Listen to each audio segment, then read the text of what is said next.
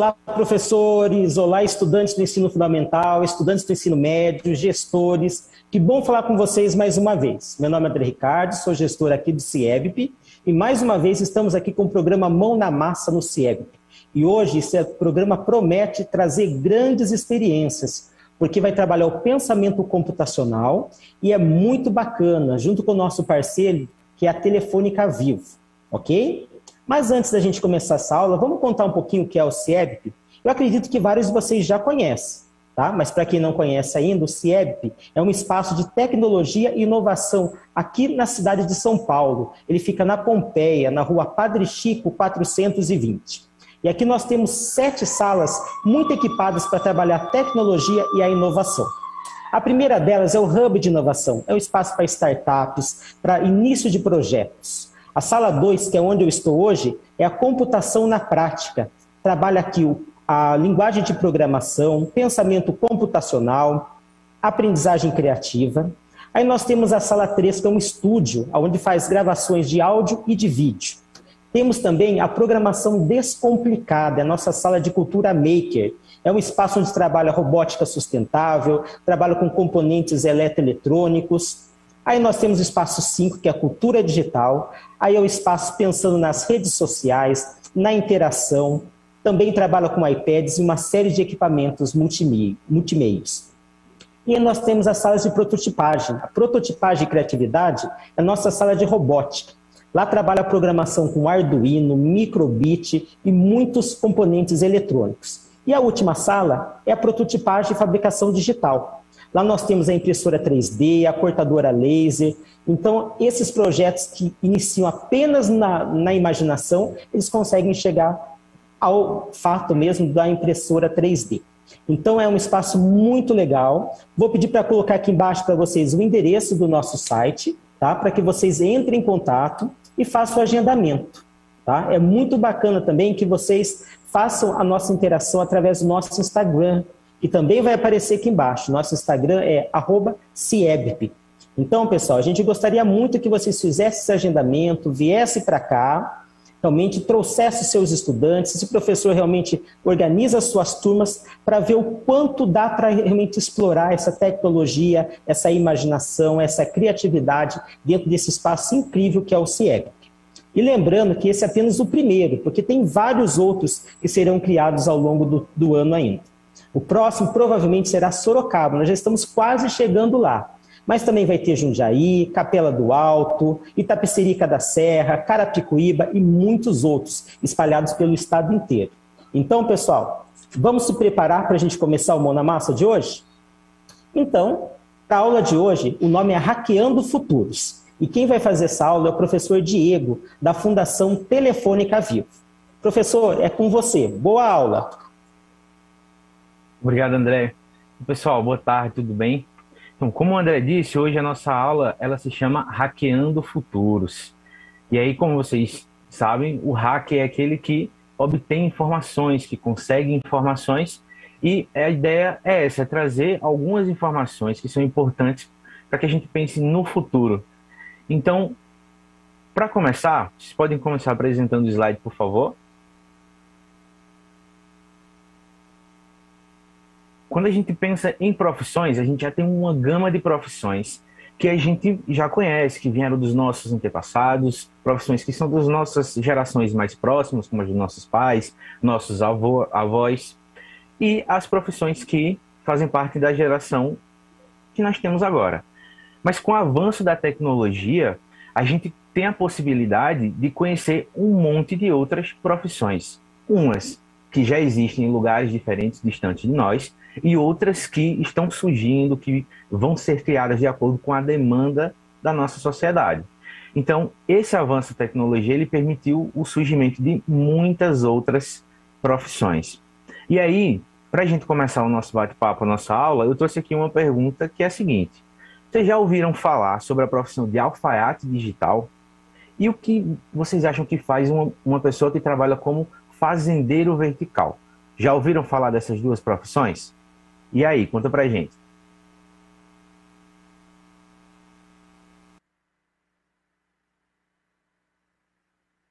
Escreva a opinião de vocês. ok? E a gente está aqui, hashtag ansioso para saber se você já conhece essas profissões, pessoal. Escreva aí para a gente no chat. Boa.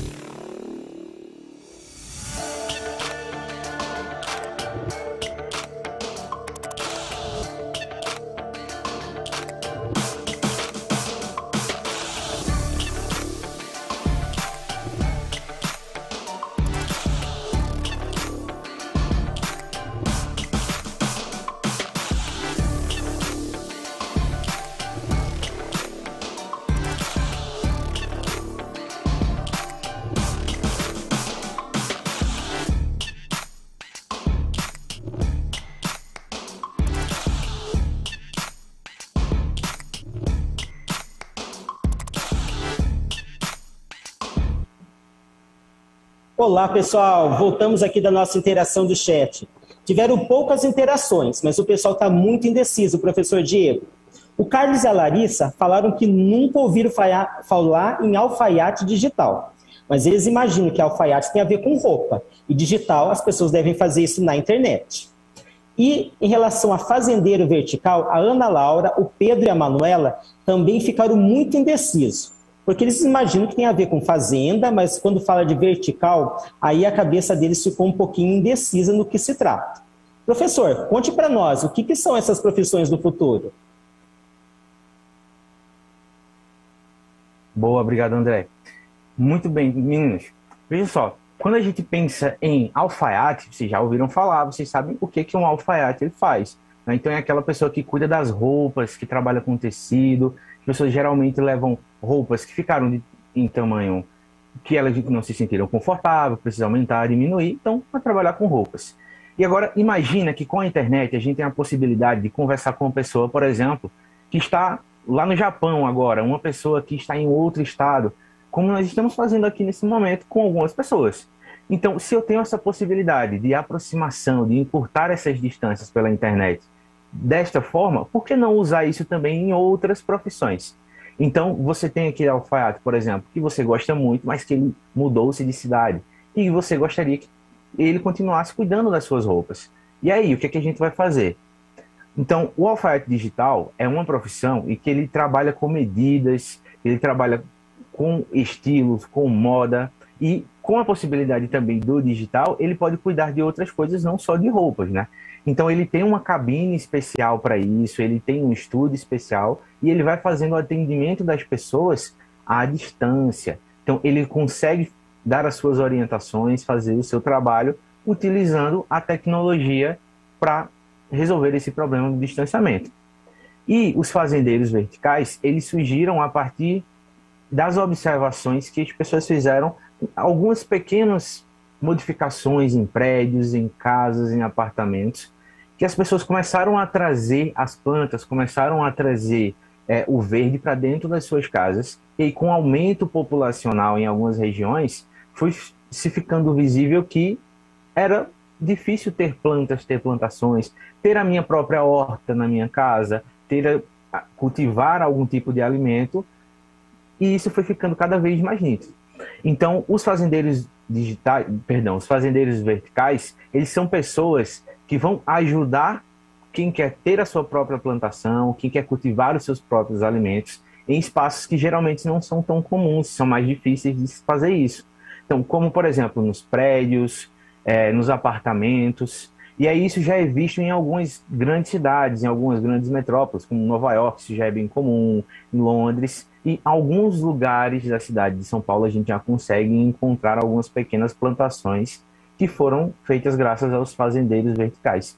Então vocês conseguem ver hoje em muitas imagens terraços que são todos verdes, as partes superiores dos prédios que foram sendo construídos principalmente para ajudar a gente no ambiente, né? Porque a gente tem muita emissão de gases hoje, e quanto mais verde, quanto mais planta, melhor para a gente poder cuidar disso, né? Então, essas são as duas profissões que a gente trouxe para vocês pensarem um pouco. Poxa, existem profissões que eu ainda não conheço, profissões que estão surgindo devido às novas demandas que o mundo vai trazendo. E a gente tem muitas outras profissões que também irão surgir, que ainda estão nesse processo de transição, de ser conhecido pelas pessoas. É importante vocês, alunos, conhecerem isso, para que vocês também abram o seu leque de possibilidades, né? Saber o que vocês podem fazer com as coisas novas e as profissões que tem para surgir. Pessoal, vocês podem passar, por favor, mostrar o slide novamente. E aí, sabendo que nós temos novas profissões, novas demandas, a gente precisa saber quais são as habilidades que são necessárias para que você possa trabalhar nessas novas profissões. Quando a gente fala, por exemplo, de uma profissão mais tradicional, como carpinteiro, como pedreiro, o professor, a gente sabe que eles têm que desenvolver, dominar algumas habilidades para poder exercer a sua profissão. Mas quais habilidades que vocês acham que essas pessoas precisam ter para desenvolver essas duas profissões que eu trouxe para vocês? André, a gente pode dar mais um tempinho para eles refletirem sobre isso? Vamos lá, professor. Vamos dar uma olhadinha assim. E aí, pessoal? Quais habilidades são necessárias para trabalharmos nessas novas profissões? Vamos lá, um minutinho só de interação, pessoal. Bem rapidinho. Vamos lá.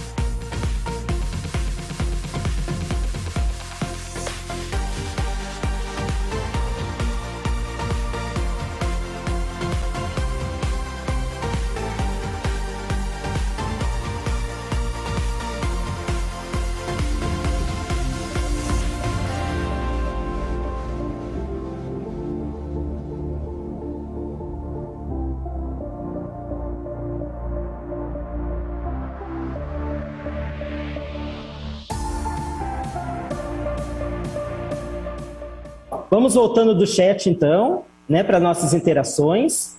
Olha, aqui foram muitas as variações aqui de termos de habilidades. As pessoas falaram aqui, de modo geral, que a gente tem que ter criatividade, inovação, tá? Imaginação, e isso realmente assim apareceu em diversas vezes. O que mais apareceu foi criatividade.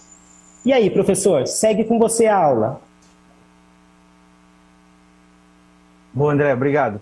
Pessoal, isso mesmo, isso que vocês trouxeram são pontos cruciais, extremamente importantes, acho que não só para essas profissões, mas para qualquer outra profissão, né? A gente precisa ter criatividade para a gente poder resolver os problemas que forem surgindo, para a gente trazer ideias novas, para a gente se adaptar. E, pensando nessas habilidades, existe hoje um campo de habilidades que são extremamente essenciais para a nossa formação, para a gente que quer poder se candidatar a essas novas profissões. Então, não só as habilidades básicas, da nossa formação básica, como leitura, escrita, matemática, a gente precisa de algumas novas habilidades que a gente chama de habilidades do século XXI, que elas são trazidas hoje na nossa base nacional e que tem que estar presente nas escolas e vocês vão aprendendo ao longo dos anos da formação de vocês. Essas habilidades, elas fazem parte do campo da computação, do campo digital, do letramento digital. E um desses grandes campos que a BNCC traz é o pensamento computacional. E aí, nossa, professor, mas o que é que o computador tem a ver com isso? Por que pensamento computacional? Então, o pensamento computacional, minha gente, ele é uma lógica. Ele é uma lógica de sequência de passos que a gente utiliza para resolver problemas, para a gente chegar até o nosso produto, para a gente trazer aquilo que a gente quer como objetivo. Então, essa ideia do nome pensamento computacional está vinculada à ideia de que tudo que acontece no computador, ele precisa de comandos. Então, ele tem uma sequência lógica de passos para acontecer. Quando eu clico no meu teclado, por exemplo, na letra A, o computador ele vai interpretar essa informação do meu clique e vai passar para a tela, por exemplo, o comando que ele precisa executar para aparecer a letra A. Quando eu vou, por exemplo, ligar um som, reproduzir uma música, mexer no mouse, tudo isso são comandos que eu faço no meu computador, que ele obedeceu uma sequência lógica de passos. Mas a gente também pode usar essa sequência lógica de passos e deve para resolver problemas do nosso cotidiano, do nosso dia a dia. E aí, como é que a gente faz isso, professor? Como é que a gente usa essa sequência lógica para resolver os problemas? A gente tem os nossos 4 pilares do pensamento computacional, que para a gente utilizar na resolução dos nossos problemas. Então, o primeiro pilar é a decomposição. Então, decompor, pegar algo grande e transformar em pedaços menores. Então, você tem um problema, que é o seu problema maior, o problema-chave. Para resolvê-lo, a gente pode decompor, a gente pode transformar ele em problemas menores, num passo a passo. Isso pode se aplicar tudo na sua vida, no seu dia a dia. Deixa eu pegar um exemplo bem específico. Uma redação, por exemplo. Você vai escrever uma redação, você tem a sua sequência lógica de passos. Como é que eu faço para estruturar a minha redação? O professor ele sempre fala, nós temos a introdução, nós temos o desenvolvimento, nós temos a conclusão. Um dos exemplos de construção de redação. Então, o que é que eu faço primeiro? O que é que eu faço depois? Eu decompunho, eu transformei aquele problema grande em partes menores. Eu preciso, por exemplo, uma coisa que está no nosso dia a dia, escovar os dentes. Se você for dar o comando para outra pessoa escovar os dentes, como é que você faz isso? Então, você não pode simplesmente dar a resolução do problema todo achando que ele não passa por etapas. Você precisa decompor ele em partes menores. Primeiro eu vou pegar a escova, depois eu vou pegar a pasta, adicionar a escova, vou levar a escova até a minha boca, por exemplo, e fazer os movimentos. Quais são os movimentos? É qualquer movimento? Então, sempre quando você for resolver um problema, como na matemática, por exemplo, nas ciências, você pode decompor ele em partes. O segundo pilar é o reconhecimento de padrões. Então, quando a gente precisa chegar até um determinado lugar, quando a gente precisa resolver uma questão maior, sempre haverão passos que irão se repetir. Então, quando você quer, por exemplo, resolver uma questão de matemática, você precisa somar 3 vezes o número 1. Você pode colocar 1 mais 1 e mais 1. Ou simplesmente você pode utilizar o algarismo 3 e a letra X, para você dizer que vai ser 3 vezes aquele número. Então eu encurtei o caminho, eu reconheci os padrões. Outro exemplo, você precisa sair da sua casa e chegar até a escola. Então como é que você exemplifica esse seu trajeto, esse seu caminho? Primeiro vira à direita, depois vira à direita novamente. Novamente vira à direita, agora vira à esquerda, siga em frente. Então você repetir o passo de virar à direita 3 vezes. Então eu não preciso estar repetindo uma coisa que vai ser o mesmo comando. Então quando eu identifico comando, passos iguais, eu posso utilizar uma linguagem para encurtar isso. Então eu estou reconhecendo os padrões. Pode mostrar os slides novamente, André, por favor? O próximo. Os outros 2 pilares de pensamento computacional são a abstração e o algoritmo. Então, a abstração é quando você tem um monte de informações dentro daquele problema que você quer resolver, um monte de variáveis, e você consegue identificar o que é importante e o que não é importante. Então você faz o quê? Uma filtragem dos dados, e você está classificando eles. Então, ó, eu vou precisar desse dado, este aqui eu não vou precisar, isso é importante, isso não é importante.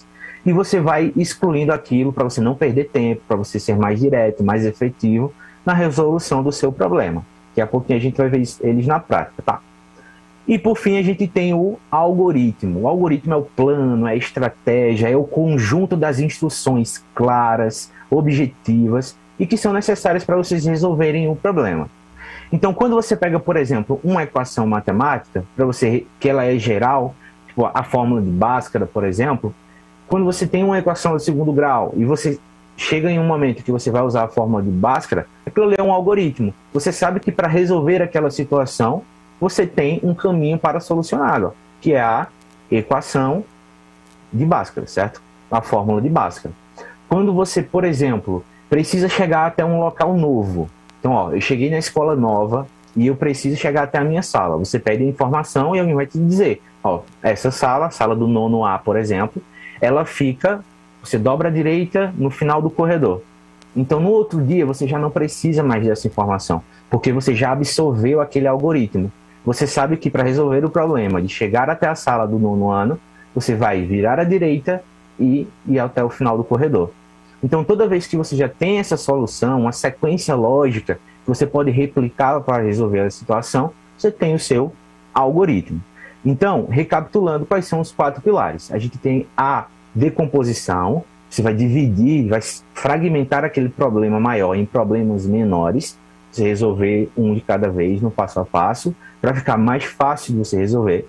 Você tem a abstração, você vai verificar todas as informações e qual é importante, qual não é importante, o que é que eu devo usar. Depois você vai ter o algoritmo, quando você estiver finalizando, certo? Que é o passo a passo, a sequência lógica, a fórmula, o plano para você resolver aquela sua sequência. E no meio a gente tem o reconhecimento de padrões, né? O que é que se repete? O que é que eu vou ter que sempre fazer que é igual, para que eu possa encurtar o meu caminho? Beleza? E aí, ó, mostra o próximo slide, por favor. André, obrigado. E que tal a gente começar agora, por exemplo, a colocar isso em prática? Eu trouxe um exemplo bem legal para a gente exercitar aqui esses 4 pilares. Beleza? Pode passar. Boa. Vocês já ouviram falar em código binário? Esse nome é um pouco familiar para vocês? Enquanto a gente eu vou discutindo aqui, se vocês quiserem, comenta aí se vocês já ouviram falar sobre isso. Onde é que eu ouvi falar sobre codificação binária, número binário? Então, eu trouxe aqui um código e aí ele está representando o nosso sistema alfabético. Vocês podem ver que na letra A a gente tem um código, na letra B a gente tem um outro código, na letra C e por aí vai. Nenhum deles é igual ao outro. Cada um tem uma combinação diferente. Então, se a gente pensasse, poxa, como é que eu vou usar uma representação em que eu consiga diferenciar cada uma das letras? O código binário, a codificação binária, ela pode ser utilizada para isso. Esse nome binário é porque a gente utiliza apenas 2 comandos para representar as coisas nessa codificação binária. Quero ver que vocês sabem onde é que isso é utilizado, certo? Então, vocês podem observar, por exemplo, que na letra A, os quadradinhos eles estão. O primeiro, escuro. O segundo, ele está claro. O terceiro, o quarto, o quinto, o sexto e o sétimo estão escuros. E o último, claro. A gente pode usar as nomenclaturas aceso e apagado, por exemplo. Imagina que são luzes. Já na letra B, o segundo está aceso e o penúltimo está aceso. Os demais estão apagados. E assim sucessivamente. Passa para o próximo slide, por favor, professor. E aí a gente tem aqui um desafio para vocês tentarem identificar que letras são essas. Esta primeira letra, aliás, as 4 letras elas estão representadas no código que a gente viu anteriormente. Dá um tempinho para vocês visualizarem a primeira letra para a gente descobrir. 5, 4, 3, 2, 1. Pode voltar o slide anterior. E aí, conseguiram identificar que letra é essa? A primeira letra que a gente trouxe é a letra A. Vocês podem ver ó, que o segundo está aceso, o segundo quadrado, e o último está aceso. Pode passar o próximo slide. Então, segundo e o último estão acesos. Vamos tentar identificar as próximas duas letras, essas que estão em amarelo. 10 segundos. Visualiza, memoriza. 5, 4, 3, 2, 1. Volta lá, professor. E aí, conseguiram identificar que letra é? Coloca aí nos comentários. Tem várias pessoas falando que é a letra B, professor. É isso mesmo? B de bola? Muito bem, pessoal. É isso mesmo, é a letra B. D de dado, tá? Deu um delayzinho aqui. Você falou B de bola, né? Não, não é a letra B de bola, pessoal. É a letra D de dado. A terceira, qual vocês acham que é? A terceira imagem, que é a outra amarela que eu apresentei. Alguém respondeu algo?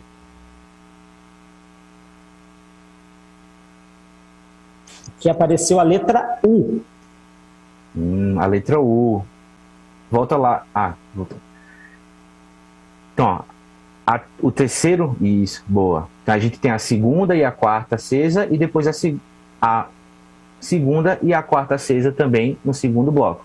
Volta lá para a gente identificar se é a letra U mesmo. Isso mesmo, pessoal. É a letra U. Para finalizar, vamos ver a última. O último código. 10 segundos. 10. Tem várias pessoas marcando que a resposta é a letra R. Boa. Vamos voltar lá, professor, para a gente ver. Isso aí, pessoal. Acertaram. Só erraram a segunda. Tudo bem. E aí, vejam só. Nesse exemplo, como é que a gente pode aplicar, por exemplo, aqui o pensamento computacional? Pode deixar apresentando o André, por favor.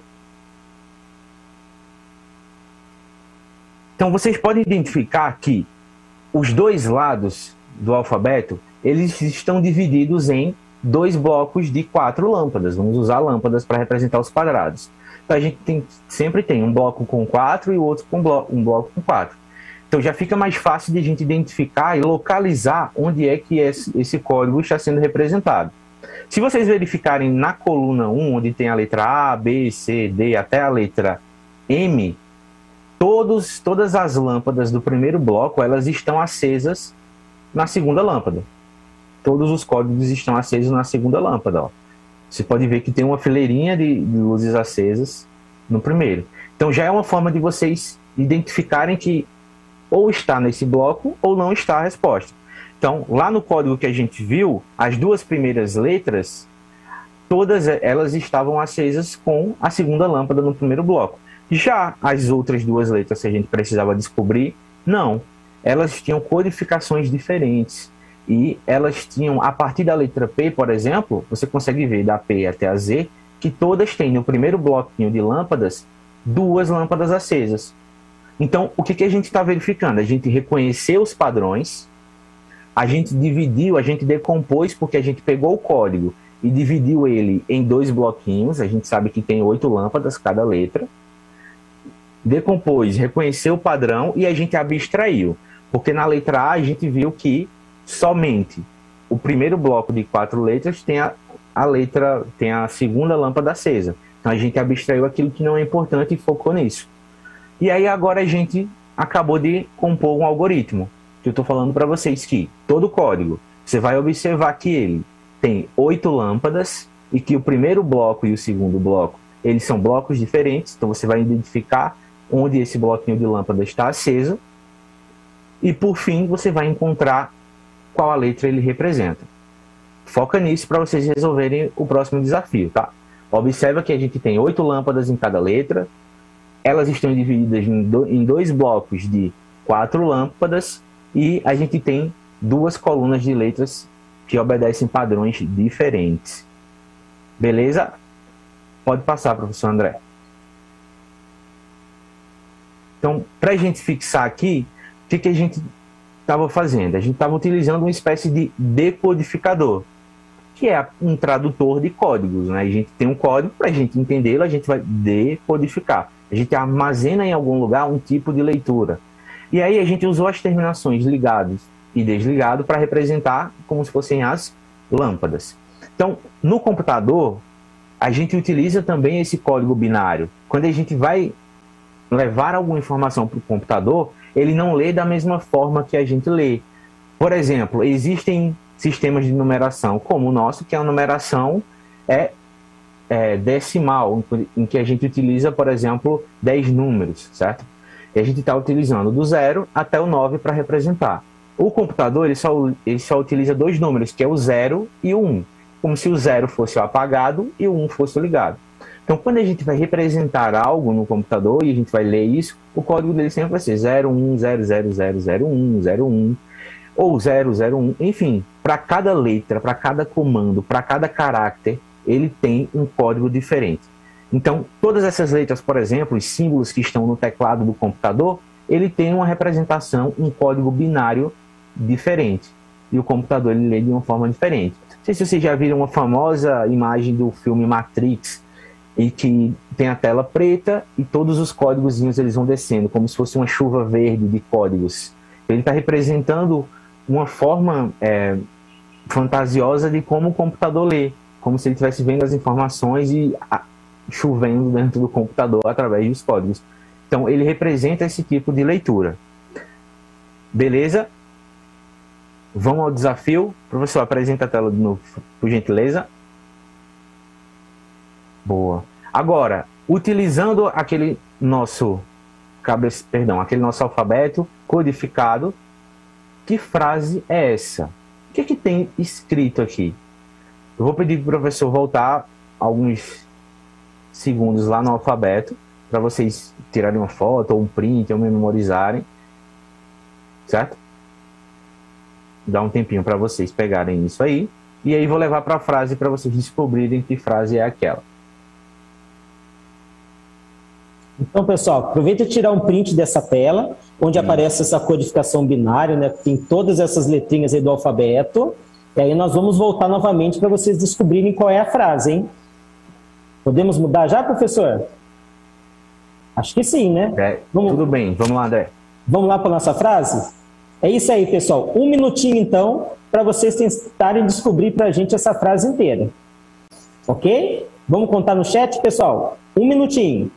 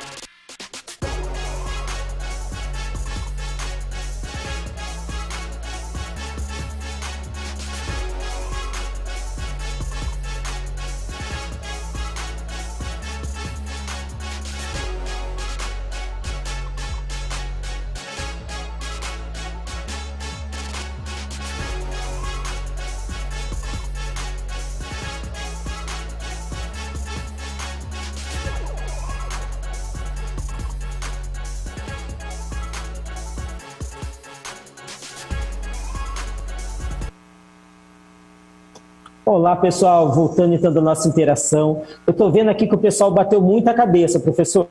Tentaram, mas ficaram muito indecisos. Eles conseguiram encontrar várias letras ali no meio, mas alguns falaram que o tempo não foi suficiente, eles não conseguiram encontrar todas.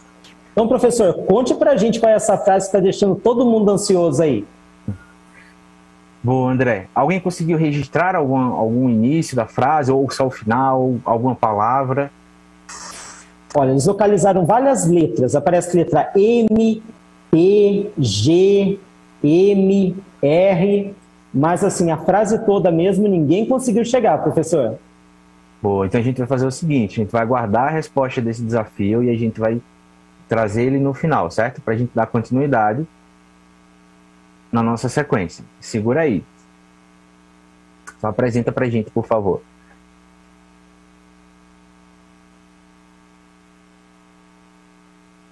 Obrigado. Então, pessoal, esse desafio é para vocês entenderem que é simples, todo mundo pode programar. Então, essa palavra programar, de novo, ela está muito ligada ao computador, ela está muito ligada à tecnologia digital. Mas pensem que quando vocês vão fazer uma viagem, quando vocês vão apresentar um trabalho na escola, vocês estão programando, vocês estão pensando no passo a passo, na sequência daquilo que vocês vão executar. Então, não necessariamente eu preciso de uma tecnologia digital, de um computador para programar. Então, trouxe também para vocês um pouquinho hoje sobre o que são variáveis. Já ouviram falar nessa palavra? Variável? Ele vem da palavra de variação, né? Aquilo que varia. Então, dentro da programação, o que é a variável? Então, quando pensamos no nosso dia a dia, é possível afirmar que as variáveis elas são características possíveis. Então, uma variável pode estar associada a características de quantidade, qualidade, magnitude, então, tamanho, largura, tempo, espaço, tudo isso pode ser variável, certo? Sendo uma característica de algo. Então, esse exemplo aqui é bem simples para ver se vocês compreendem de forma mais fácil. Então, se eu tenho uma caixa que ela representa, por exemplo, a variável botão. Então, ó, essas caixas aqui, cada uma delas, ela representa um botão. Então, dentro delas, nós podemos ter diferentes elementos, mas todos eles vão ter a função de botão. Por exemplo, a gente tem aqui ó, uma caixa que está sendo aberta, que pode representar a cor do cabelo de uma pessoa. Essa outra caixa do meio, ela está representando a idade. Mas sempre que eu disser, por exemplo, ao computador, eu quero que você faça algo através de, quando eu clicar aqui, ele sabe que eu estou falando de um botão. Então a gente tem um botão que serve para ligar, um botão que serve para desligar, um botão que serve para representar uma letra, uma característica, para ligar um ventilador, um botão que serve para ligar uma lâmpada, mas todos eles são botões. Então a variável ela é um recurso que pode expressar uma característica. As variáveis elas podem ter valores numéricos ou não numéricos. Como a gente trouxe aqui, por exemplo, as caixas. Um botão, quando eu abrir, ele vai me dar variáveis de idade.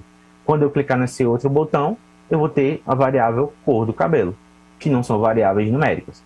Passa para mim, por favor, professor. Valeu.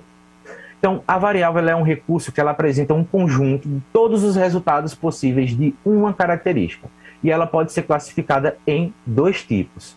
Quantitativa, que está relacionada à quantidade, ou seja, seus valores são dados em números. Então, toda vez que eu tenho uma variável que ela é representada em número, ela é quantitativa. Então, idade, peso, número de filhos, tamanho da sandália, o tamanho do sapato que usa. E uma qualitativa, quali tem a ver com características, certo? Tem mais a ver com qualidades. Então, seus valores eles são expressos por meio de características, não numéricas, não em números. Então, o sexo, a cor dos olhos, a cor do cabelo, um gosto, uma preferência. Então, todas essas variáveis, elas se enquadram nesses dois tipos. Ou ela é quantitativa, de quantidade, de valores, ou ela é qualitativa. Então, passa para o próximo slide, por favor. Então, ó, esse quadro aqui, ele representa minhas variáveis. Então, lembra, uma variável, ela é uma característica, uma quantidade de alguma coisa que tem a mesma função. Por exemplo, os botões. Eu tenho vários botões, ele sempre vai ser um botão, mas ele pode ser um botão que representa outra coisa, que serve para outra coisa. As variáveis de uma pessoa. Por exemplo, eu tenho características físicas, características com os seus objetivos atuais, seus objetivos futuros, seus principais defeitos, suas principais características, como o que diferencia você dos demais, quais são as suas qualidades. Então, a gente está falando de características, a gente está falando de uma mesma pessoa. Então, a gente está falando das características físicas do Diego, por exemplo. A gente está falando das características no sentido de seus objetivos, mas eu estou falando do Diego. Então, são as variáveis de uma mesma pessoa, as versões de uma mesma pessoa. Não sei se vocês são muito fãs de filmes de heróis, mas recentemente a gente teve agora a série do Loki. E um dos maiores problemas para o universo é as variáveis, que segundo a mitologia do desenho, existem vários universos, e em cada universo existe uma variável do vilão Loki. Então, é uma variável, é um ser que é a mesma pessoa, que é o Loki. Então, a gente precisa também pensar nesse sentido das variáveis, quando a gente fala de programação, de computação, de pensamento computacional, porque é muito importante quando a gente vai resolver um problema, por exemplo. Então, eu vou fazer um acampamento. Estamos planejando o acampamento da turma. E aí, quais são as possíveis variáveis para esse acampamento? Então, se chover, o que podemos fazer? Se tiver muito sol, o que podemos fazer? Se o acampamento ele for em grupos separados, se ele for em turmas separadas, se for neste final de semana, se for no outro final de semana. Então, tudo isso está falando da mesma coisa, do acampamento, mas com um acampamento com variáveis, com possibilidades diferentes. Boa. André, alguém conseguiu responder completar a fase de desafio? Até o momento, professor, não veio essa resposta ainda.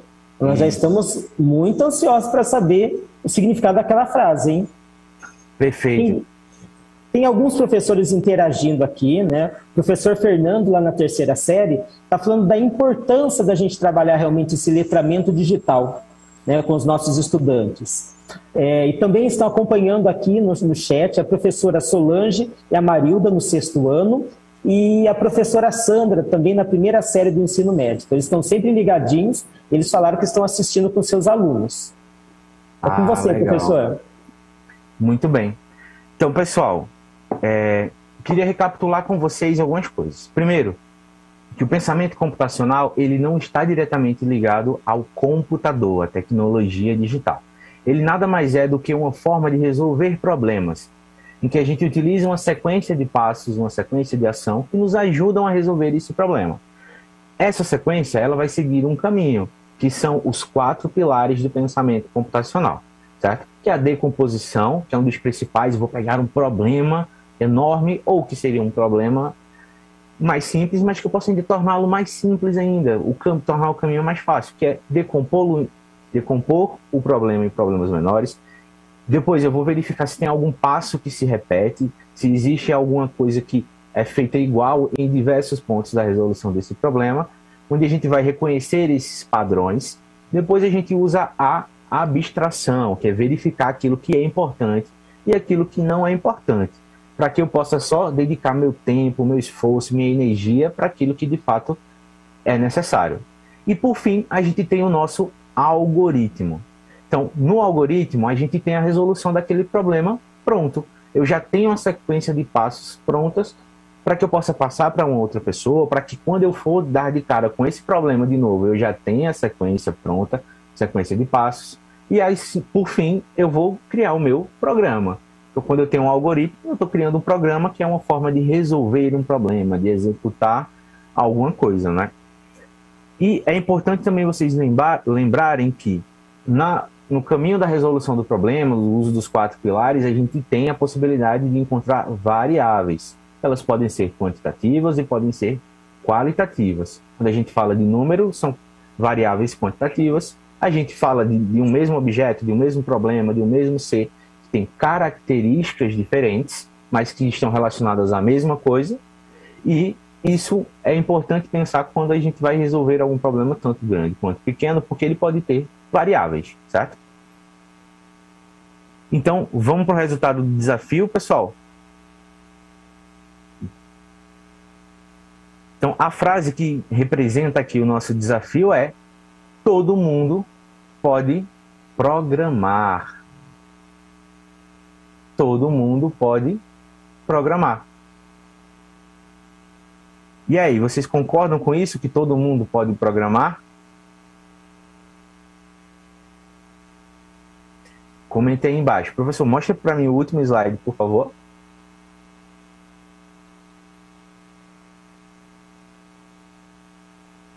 Boa.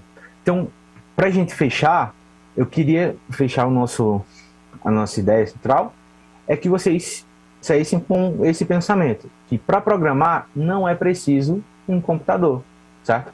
Eu posso apenas utilizar um caderno, utilizar uma folha, posso utilizar algum objeto que me faça organizar o meu pensamento, mas eu posso programar, eu não preciso estar ligado diretamente a essa ideia de tecnologia digital, a essa ideia do computador.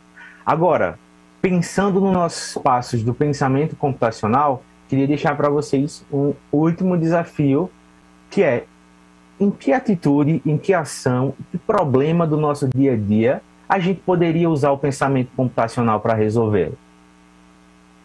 E aí, o que é que vocês me contam? Podemos dar um tempinho para eles? É isso aí, pessoal. Vamos lá, interagindo no chat para a gente. Em que momento nós podemos usar no nosso dia a dia esse pensamento computacional que o professor falou? Aqui a gente não pode esquecer desses 4 pilares, né? Que seria a decomposição do problema, o reconhecimento de padrões, a abstração e os algoritmos. No nosso dia a dia, onde a gente utiliza o pensamento computacional? Coloca para a gente no chat aí, bem rapidinho aí, para a gente dar uma olhadinha no que vocês estão falando. Professor, começou a chegar já algumas informações. Boa. Uma das alunas aqui, a Fernanda, falou que poderia utilizar o pensamento computacional para organizar uma lista de compras e também para organizar uma mala para a viagem. E aí, ela está certa, professor? Tá certíssima, certíssima. Primeiro, ó, a ideia já começou quando ela falou, vou programar uma lista de compras, vou fazer as compras, então eu tenho que fazer o passo a passo. Como é que eu me organizo? Eu vou comprar primeiro produtos de limpeza, vou começar comprando os alimentos, eu tenho que pegar um carrinho que separa essas duas coisas para não misturar o cheiro, o gosto, por exemplo. Então ela está pensando nas variáveis, nas possibilidades e usando o pensamento computacional. Perfeito, André. Temos mais exemplos? No momento ainda não, mas acho que o pessoal deve estar pensando aonde a gente utiliza no nosso cotidiano o pensamento computacional. Logo, logo deve chegar mais alguma informação, professor. Tá. Enquanto isso, então, lanço também o desafio para os professores. Sabendo agora o que é o pensamento computacional e como é que ele se estrutura, como é que a gente usa ele, vocês conseguem pensar em alguma ideia legal para a sala de aula? Alguma ideia de atividade que a gente poderia usar o pensamento computacional? Conta para a gente.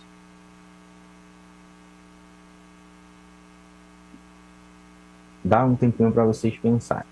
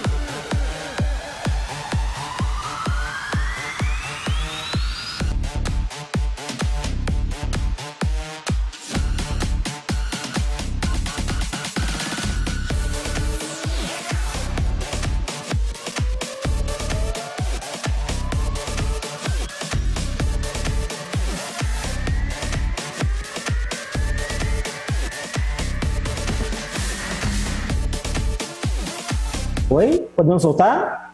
Olá, pessoal. Já temos uma interação no chat. A professora Suzana falou algo bem bacana. Ela utiliza um pouco desse pensamento computacional quando ela vai trabalhar com seus estudantes pesquisas ou trabalhos em grupo.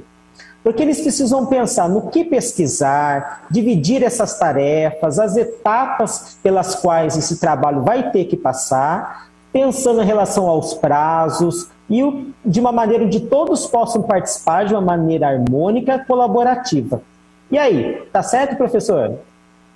Nossa, muito bom esse exemplo, muito bom mesmo, professora, parabéns. E é exatamente isso.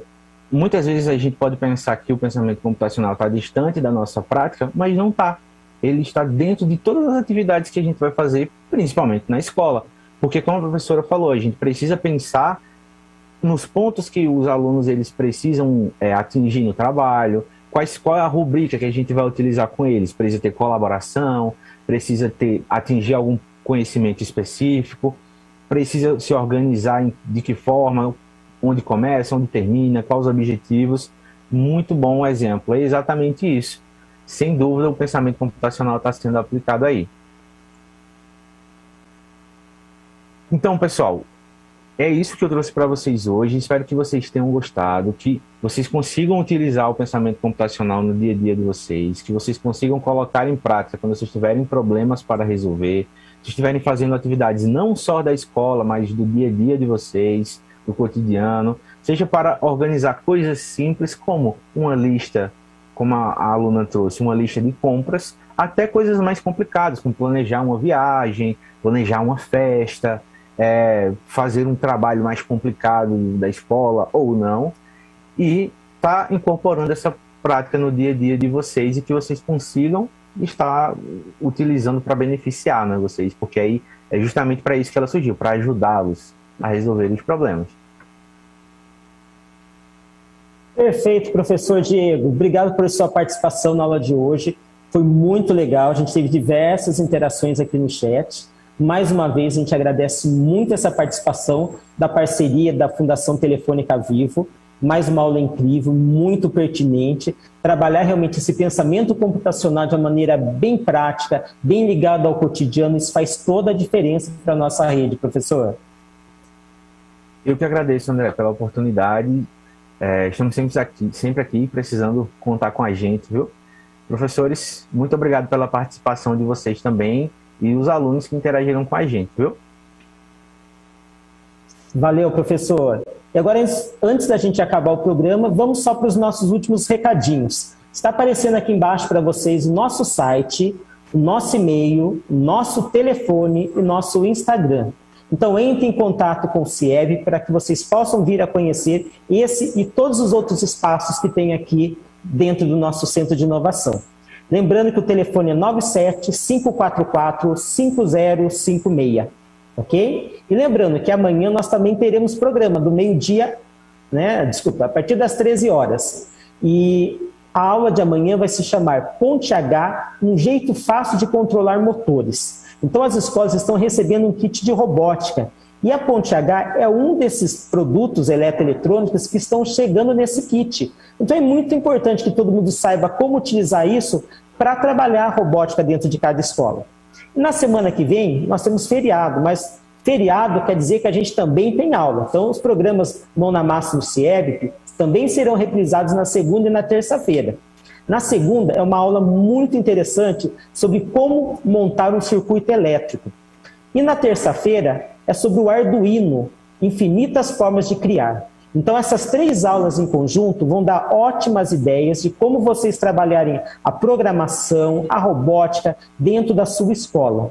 Então, pessoal, se eu fosse vocês, eu não perderia nenhuma dessas aulas, porque uma vai completando a outra, trazendo mais ideias de como vocês trabalharem na robótica, a construção de vários tipos de protótipos e, com certeza, esses trabalhos só vão engrandecer cada vez mais as atividades nas escolas, né? É muito bacana também a gente lembrar que toda escola hoje em dia está tendo pelo menos uma sala que está sendo uma sala maker, uma sala realmente para trabalhar a inovação, a criatividade dos nossos estudantes. Então, cada vez mais a gente quer ver essas atividades mão na massa acontecendo na escola. Mas, para isso, conta para a gente também. Interaja realmente no nosso chat, entre em contato no nosso Instagram, faça as marcações. A gente quer saber as atividades que vocês estão fazendo na escola.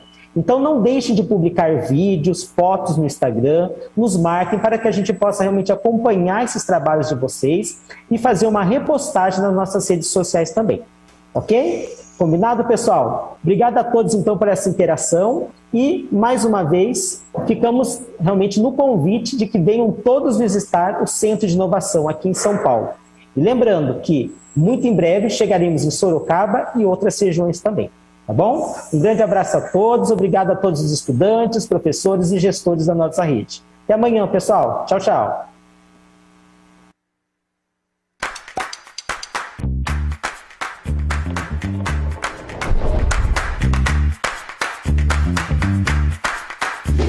Thank you.